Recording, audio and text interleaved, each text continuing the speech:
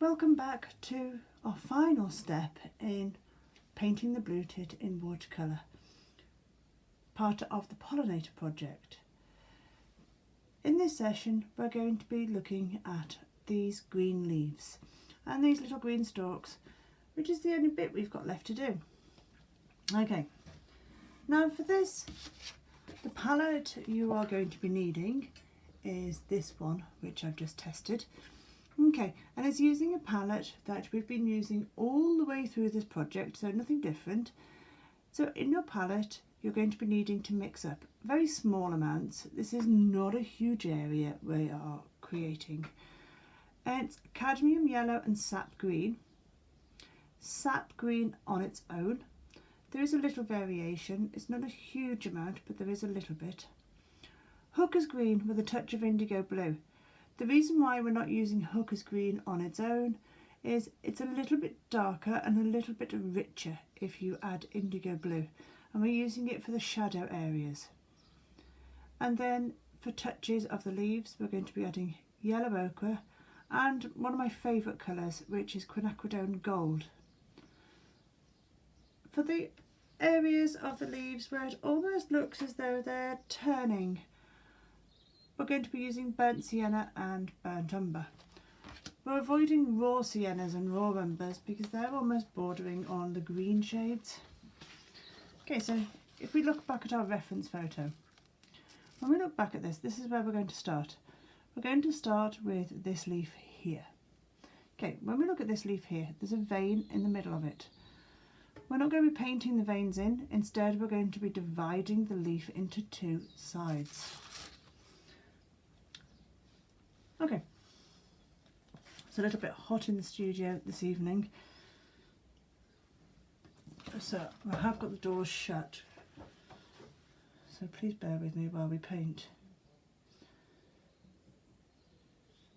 Okay, so because we are painting the leaf in two parts, I want to wet just this one side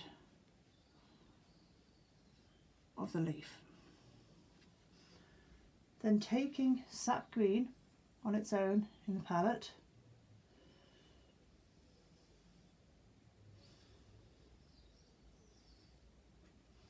okay, so just sap green. My brush strokes are going to go from this centre section, they all go outwards. So we didn't paint in the centre vein. Instead, our brush strokes all went outwards from that leaf, so we're forming that shape. Then I'm going to actually pick up some of our Hooker's green with indigo blue mix, and whilst it's still damp, let's drop some shadow in. So we're just dropping it in with the end of the brush. We're not going to overwork it, we don't want to flatten it out. The brush I'm using is a number 5 Rosemary and Coat Sable blend. Wash your brush off, dry off any excess water. So we're not going to be using a lot of paint and a lot of water. In your palette, I'd like you to pick up some of the cadmium yellow and sap green mix. It's a 50-50 mix, 50% sap green, 50% cadmium yellow,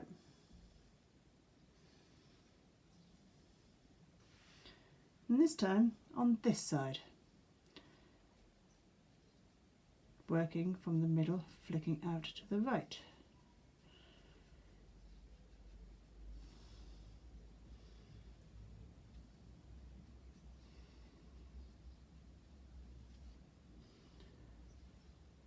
And you can pick up a little bit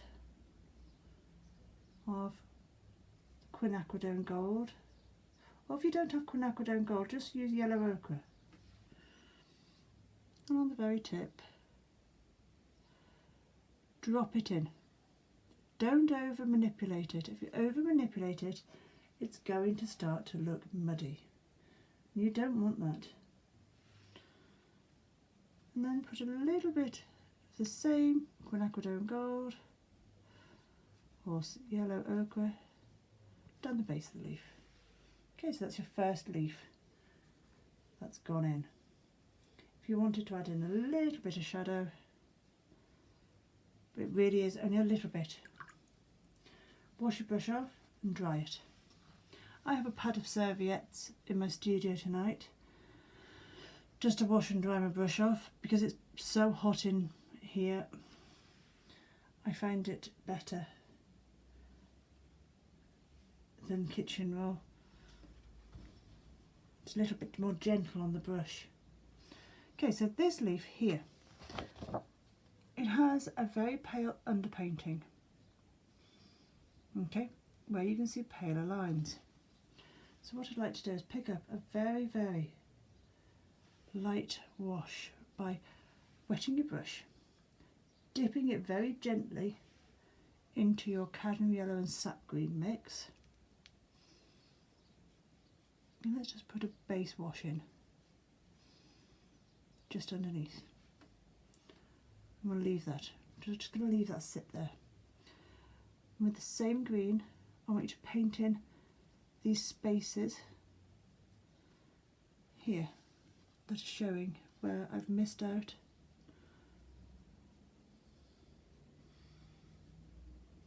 When I was doing my initial painting, any areas you've missed. Okay, and this needs to dry, it's a base layer. And then from that, this leaf here is a turning leaf. Okay, so what that means is it has two edges. It has this edge here and it has this edge here. So it goes darker underneath the shadow, paler on this edge, and then darker again here. So we need to create a hard line. So we're going to paint this in 2 steps. We're going to do this top edge first. So you're picking up your cadmium yellow and sap green mix, not too wet, painting in this top edge.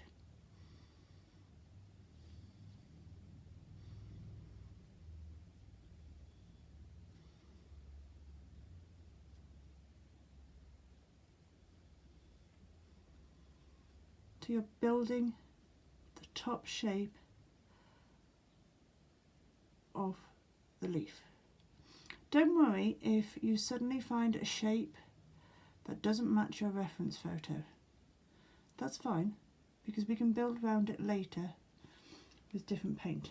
Okay, and now we need to build some form into this. Pick up some sap green, just neat sap green. And in this form, let's paint some textures. But again, let's not overwork it. We need them to remain quite soft. This needs to dry a little. But before it does, let's pick up some of the hooker's green with the very tip of your brush and the darker shadows. Just where you painted the sap green in, just add some of the shadow, but don't overwork it. And whilst that's drying, let's look at this. We have to miss a leaf out. We have to miss a gap so it doesn't blend into the next. If it blends into the next, if we went here, it's going to become this woolly shape. If you look very closely, we have a leaf underneath here, which we can actually paint in. Wash your brush off. And this time I'd like you to pick up some of the yellow ochre. And we're going to paint along, first of all, the top edge of the leaf. Then pick up sap green.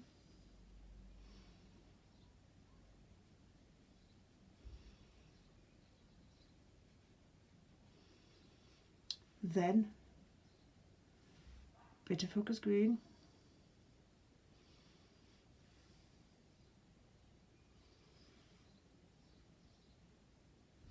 it's Hooker's Green with a touch of indigo blue.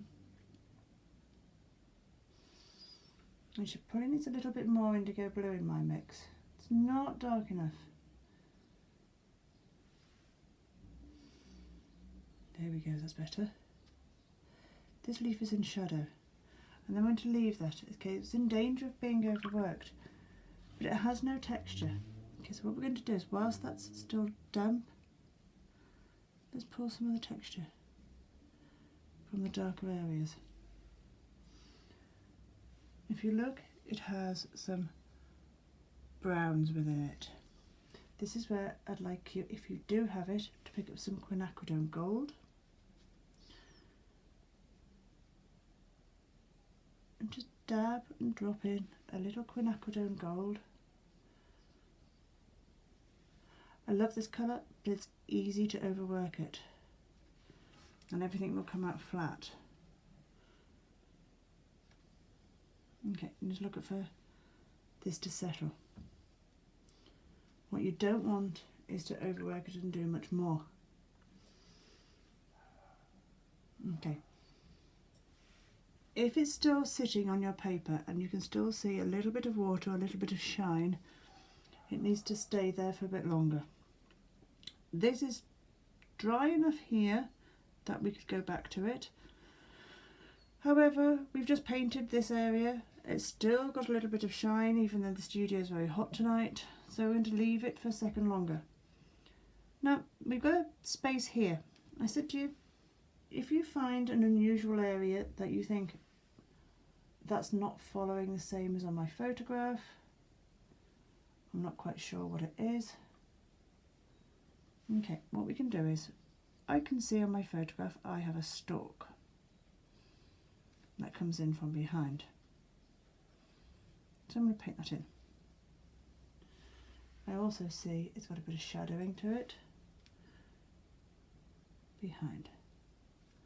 Okay, so I'm going to give it, and then I'm going to leave it. As soon as I've got the shadowing underneath to turn it into a three-dimensional object, I'm actually going to leave that and just let it sit there. And now I'm going to go on to, whilst this dries, check this wash area is dry, which it is. Pick up some sap green. And we can paint in a bit too much wet. Okay, so if it pools and bubbles on your paper, it's too much water for something like this. A project like this, when you're painting so tight, you don't want the water sitting on top.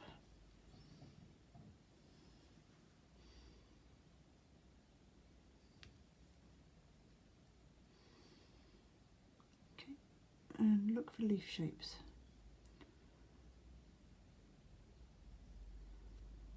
And look for where you can form leaf shapes. It might not fit the reference picture, and that's absolutely fine.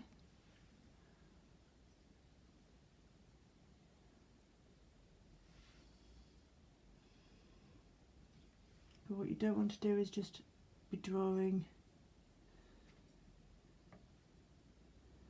random lumps. Everything needs to have a couple of colours in. So let's add some shadowing to this leaf behind.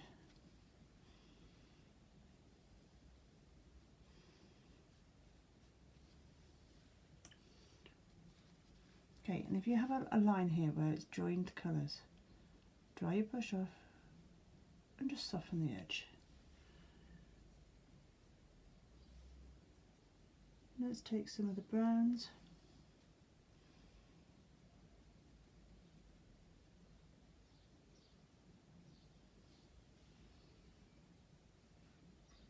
Okay, so I'm taking yellow ochre.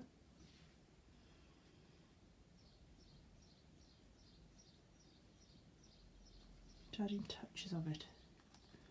Drying the brush off.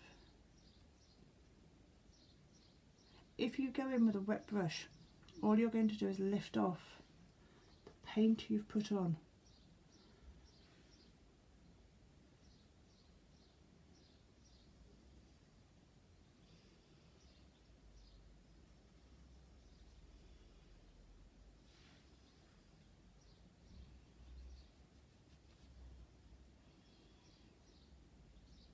any areas that you need to reform leaves. Okay, so I need to reform a leaf there. If I just go straight in and draw this stem, it's going to look like a lump of nothingness. So let's avoid that stem, go to the next one.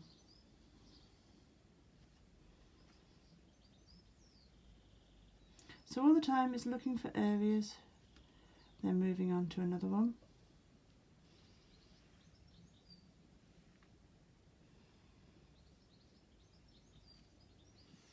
Then moving on, moving to the next one.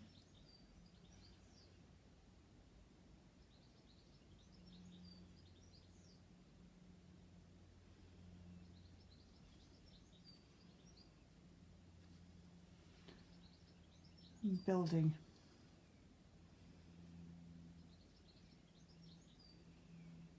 Okay, so let's build some leaves here. Okay, so that's gone lumpy, it's gone dry, it's fighting me. Right at the beginning of the lessons. So if watercolour starts to fight you, smooth it, take your brush off, rinse it off, dry it, and then retake stock. When you start to fight watercolour, there's only one way it's going to go, and it's not going to go with you. It's going to go against you. To take a step back, reassess what you're doing, walk away for a second, because you will never win. Okay, here I was losing. I've taken my brush away. It's okay now, I'm happy with it. If I'd carried on painting, it would have only gone one way. It would have been me that had lost. So whilst that's drying, I'm going to go up here.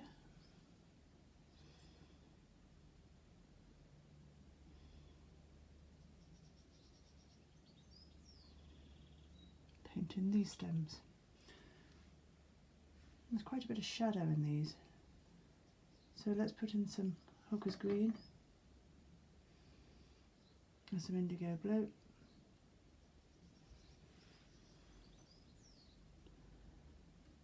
Now you see I've flattened my brush to get this nice tight edge, and I haven't gone dark all the way up. Okay, so I've gone dark right where it's shadow. Wash your brush off, dry the brush of water, then pick your paint up,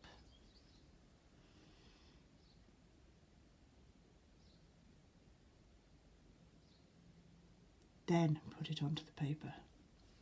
If you just put it on with a wet brush, it's going to be messy. Okay, so this area is now dry, and you can see we've got a nice bit of variation here. Now on the picture it's a dark brown, and this is where we're going to pick up a little bit of burnt sienna,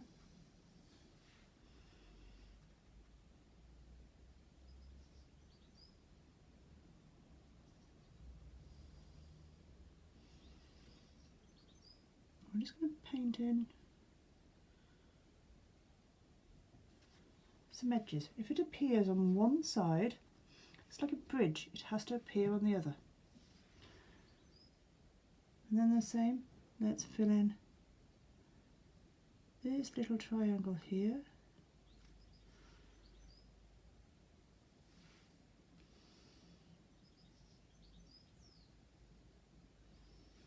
Okay. So as you can see, it's really starting to take shape now, and we're building this story. Right, and now I want to venture into this leaf. So we've now got this pale undercoating and underpainting that's dry. This needs sap green,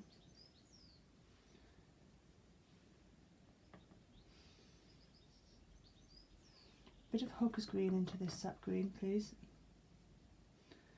and also a little bit of burnt sienna. I want to take the edge of this green.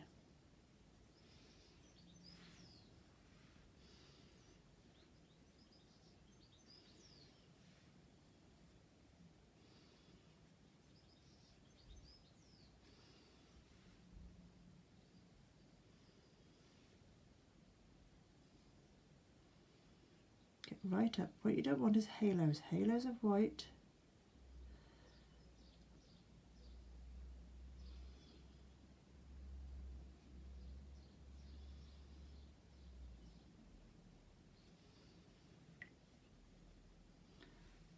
Then take just sap green.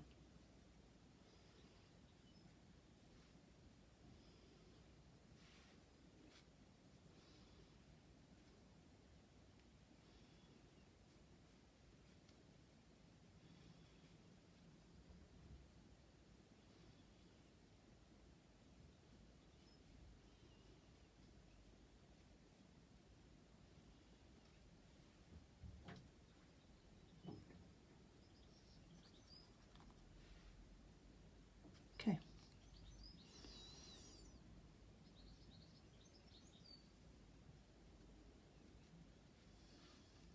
Okay, now we've got our stripes in. Taking burnt sienna on its own.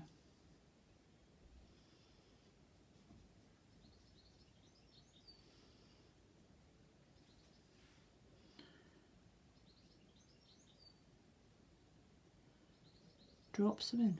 We don't want to overwork it again. Wash your brush off. It's really going to need a wash. And dry it. And then just soften up these areas where we've gone over. Okay, so I don't want this stark underpainting being too apparent. Now this edge we need to darken up a little bit. So I'd like you to take indigo and to the indigo, so not indigo to the green, but put indigo in your palette, and to the indigo add in Hooker's green. So it's the other way around.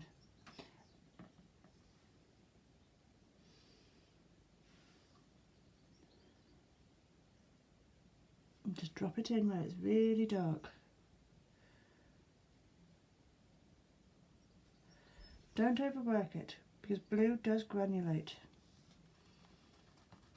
Okay, so if it starts to spread, dry your brush off. You don't want it to spread over the lines.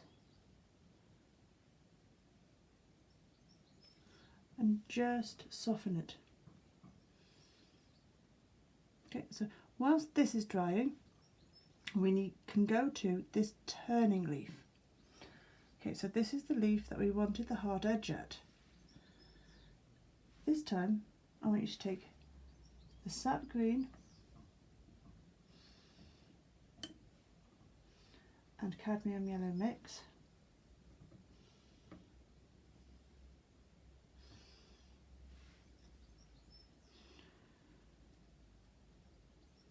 It's quite pale along this edge.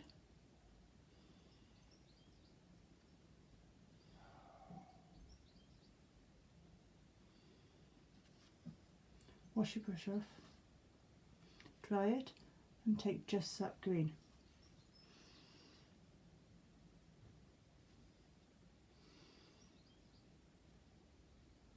As you get into this edge, make sure you've got this defined curl. Okay, then you can take your Hooker's green.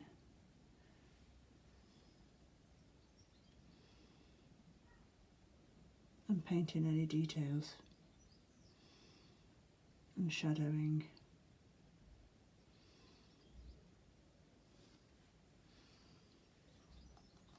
And you can pick up the yellow ochre, drop it on the edge to achieve the curl. You can also increase the depth just by shading this stalk behind, just to make this one pop forward.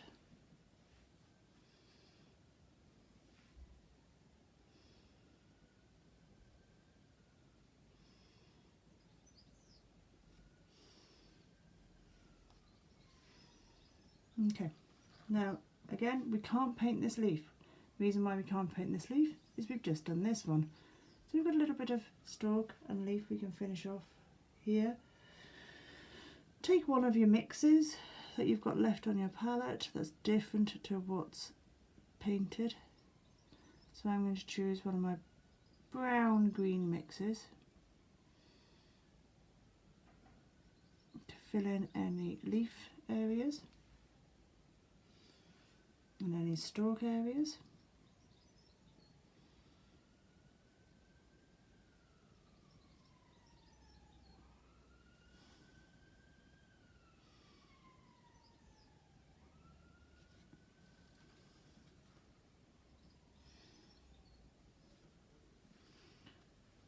Just address any areas that you think you may have missed. Okay, so now I only do have this leaf. Now this leaf here has a lot of textures in it. We don't want to overwork it, so I want you to get your cadmium yellow and sap green mix. And this is where we're really coming to the end of our painting now, after all these weeks. Let's put some textures in.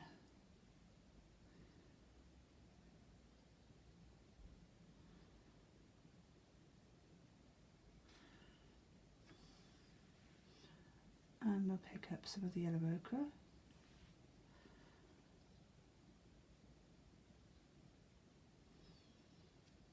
And so we're painting in between the stripes.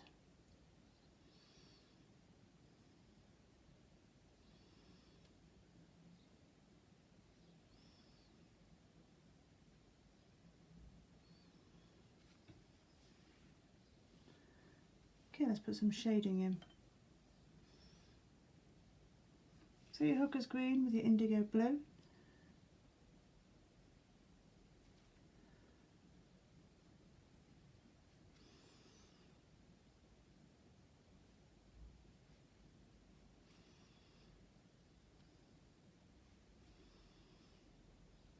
Let's form these stripes that naturally occur in this little leaf. I don't want to overwork that leaf actually, I really like that effect. I just want a little bit of quinacridone gold on the very, very top.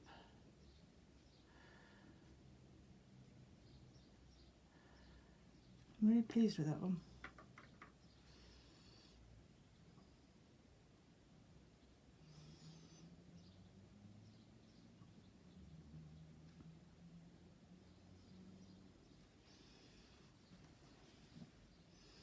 Okay, it needs a little bit of darkening. Okay, so as things go paler, as they dry, you will find you need to adjust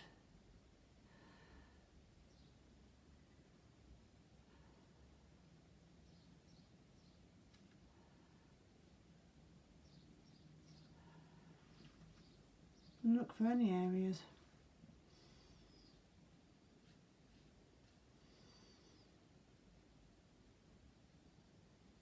that we might have missed as we've been painting.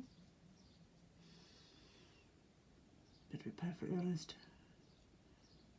I think we've done absolutely fantastic.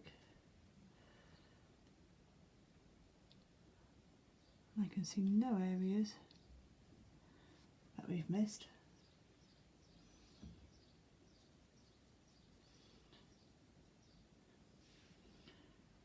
The only thing I might want to do is put in some darker stalks.